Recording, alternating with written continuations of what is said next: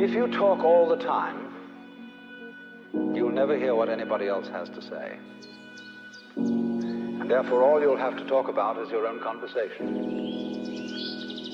The same is true for people who think all the time. That means, when I use the word think, talking to yourself, subvocal conversation, the constant chit-chat of symbols and images and talk and words inside your skull. Now, if you do that all the time, you'll find that you've nothing to think about except thinking.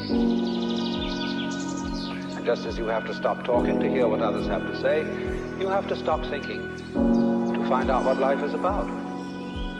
And the moment you stop thinking, you become into immediate contact with the unspeakable world.